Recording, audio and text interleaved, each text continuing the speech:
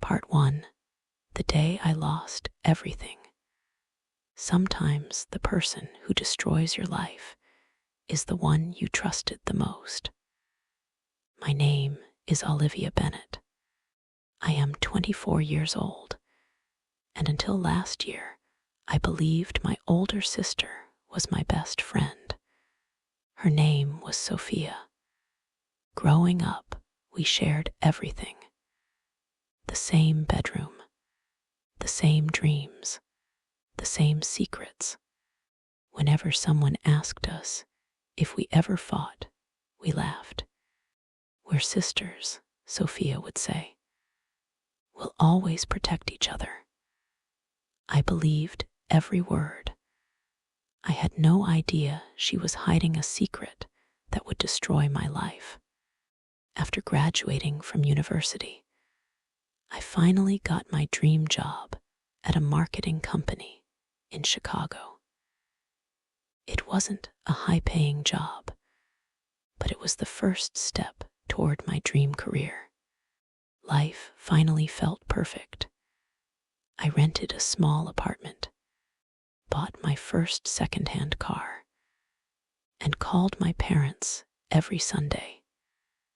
Everything was going exactly as I had planned, until one Monday morning. I arrived at work as usual, but instead of greeting me, the security guard blocked the entrance. "I'm sorry, Ms. Bennett. You can't enter the building." I smiled awkwardly. "I think there's been a mistake." He looked uncomfortable. "Your employee ID has been canceled." Before I could understand what was happening, my manager walked outside. He looked disappointed. "Olivia, we received your resignation last week." I stared at him. "My what?" He handed me a printed email. My resignation letter. It had my full name, my email address, my digital signature, but I had never written it. Confused and terrified, I rushed home. But things became even worse. The landlord was waiting outside. "You finally came. I need your apartment keys." I looked at him in shock. "What are you talking about? You emailed me saying you're moving to New York." I felt dizzy. "I never sent that email." Then my phone rang. It was my bank. "Ms. Bennett, we're calling to confirm the transfer of $48,000 from your savings account." My heart stopped. "What transfer?" There was silence. Then the woman replied, "The transfer was approved yesterday." I checked my banking app. Every dollar I had saved was gone. That evening, I drove straight to my parents' house. I needed help. As I entered the living room, I froze. Sophia was sitting there, calm, smiling, as if nothing had happened. She looked at me and said, "Oh, you're here earlier than I expected." A chill ran down my spine. How did she know I was coming? And why did her smile make me feel like she already knew everything? At that moment, I realized the worst nightmare of my life had only just begun. Read to be continued. Your heart, please like, share, and subscribe to our channel for more emotional stories. Thank you for watching. Part 2. The secret my sister was hiding. The hardest betrayal is when the person who steals your life shares your last name. That night, I couldn't sleep. Every time I closed my eyes, I saw Sophia's smile. It wasn't the smile of a loving sister. It was the smile of someone who had already won. But I refused to believe she had done all of this alone. There had to be another reason, another secret. The next morning, I went to the bank. I wanted to know who had transferred my savings. The bank manager looked at my account. His expression changed. Ms. Bennett, the transfer wasn't made online. It was completed here, in this branch. My heart skipped a beat. Can I see the CCTV footage? I'm sorry, he replied. Only the police can request it. Then he handed me a copy of the transaction form. I looked at the signature. It looked exactly like mine. Someone had copied my handwriting perfectly. I immediately went to the police station. The officer carefully listened to my story.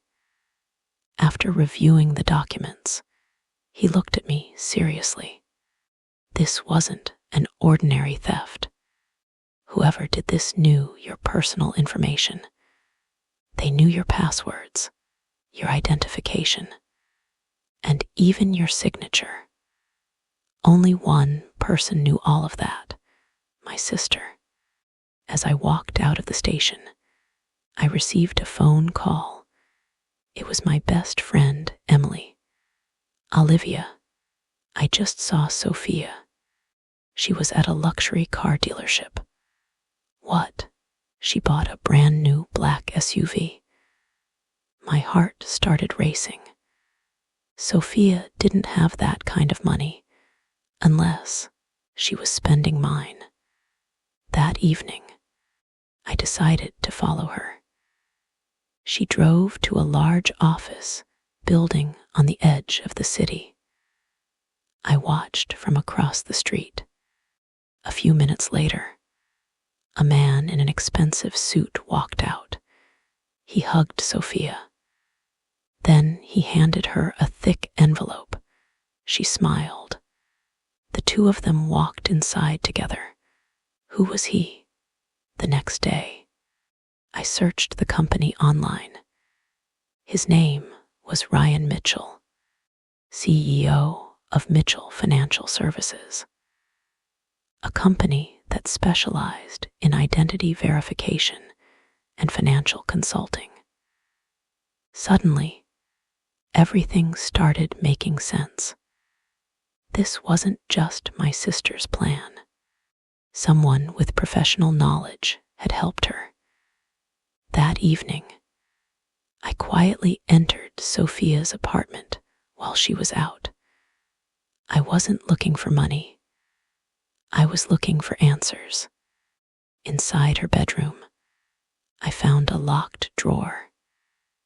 Using the spare key she had forgotten at our parents' house years ago, I opened it. Inside was a blue folder. The title made my blood run cold. Operation Olivia.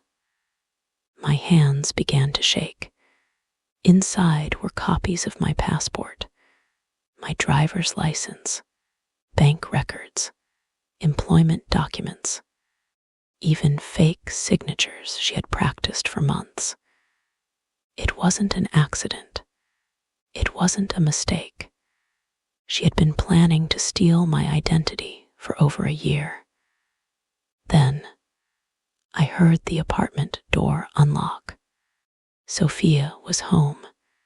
Her footsteps were getting closer. I had nowhere to hide.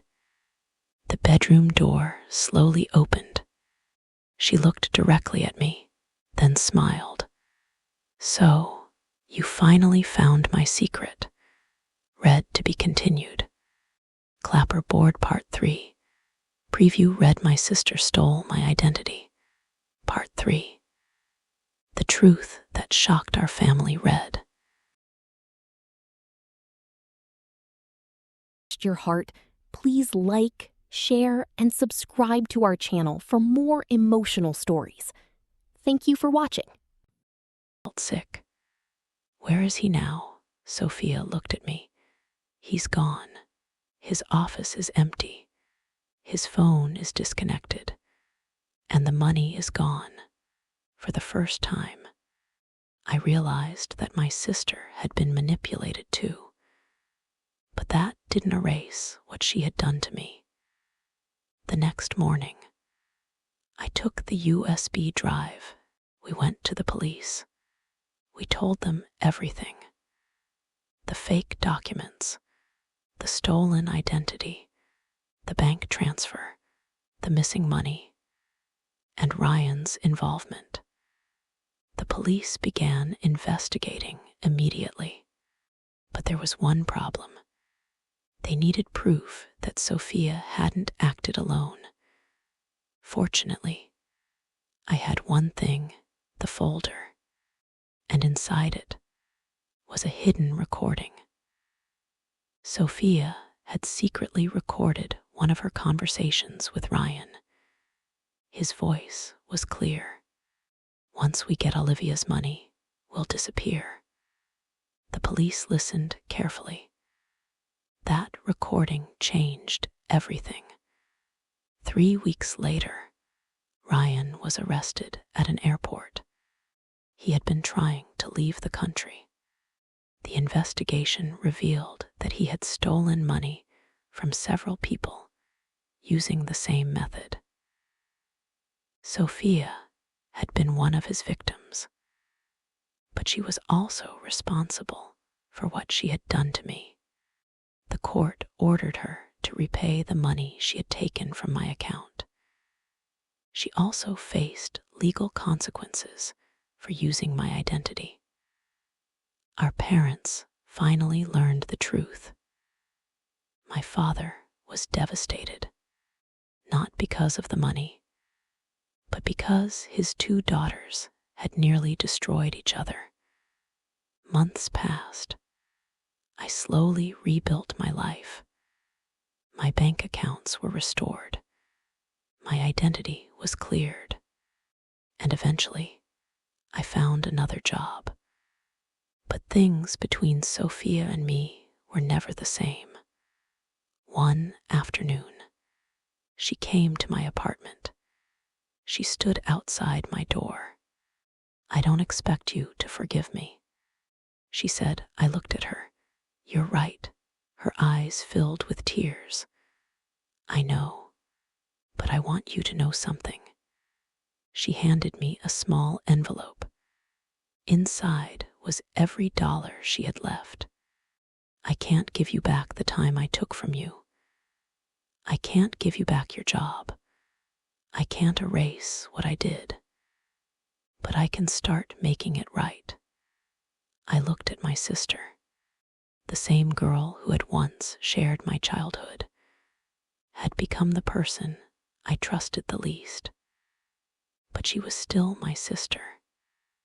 And perhaps some relationships can't be repaired in one day. Perhaps forgiveness isn't about forgetting. Perhaps it's about deciding whether the person who hurt you deserves another chance to become better. I didn't hug her. I didn't say everything was forgiven. One evening, my father asked me, "Do you regret helping your sister?" I thought about it. Then I smiled. "No, but I learned something." "What?" I looked at him. "Love doesn't mean allowing someone to hurt you. Sometimes loving someone means setting boundaries. And sometimes forgiving someone means giving yourself permission to move forward." My father smiled. He held and for the first time in a long time, I felt at peace, because my sister had stolen my identity. But she never expected the truth to come out. And the truth didn't just expose her. It exposed everyone. The lies, the greed, the fear, the mistakes. And in the end, it taught me who I really was. I wasn't the woman whose life had been stolen.